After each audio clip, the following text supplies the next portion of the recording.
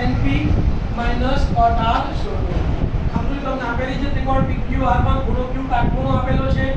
PQ નું value 12 centimetre આપી છે અને PR ની વેલ્યુ 13 સેન્ટીમીટર આપણને ખબર છે 5/5/13 તો બાજુનું માપ કેટલું આવશે 5 પણ આપણે પાયથાગોરસનો ઉપયોગ કરીને બીજી બાજુ શોધવાની.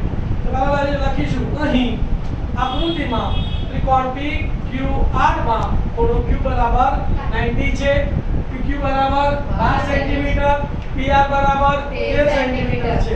માટે પાયથાગોરસના પ્રમેય મુજબ PQ² + QR² બરાબર PR².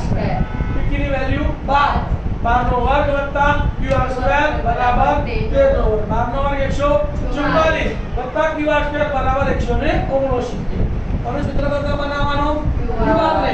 તો મારે QR² બરાબર +144 સામે જાય તો -169 -144. વર્ગ દૂર કરીએ તો સામે નાનું વર્ગમૂળ 169 માંથી 144 જાય તો 25. તો મારે QR² બરાબર વર્ગમૂળમાં 25.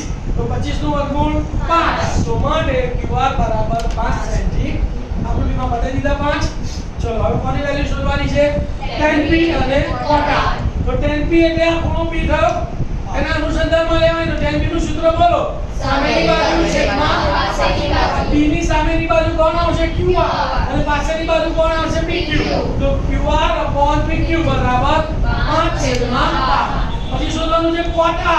તો cot r ની સામેની બાજુ કઈ જશે PQ અને પાછળની બાજુ QR. તો cot r નું સૂત્ર શું cot r બરાબર પાછળની બાજુ QR છેદમાં સામેની બાજુ PQ બરાબર 5/12.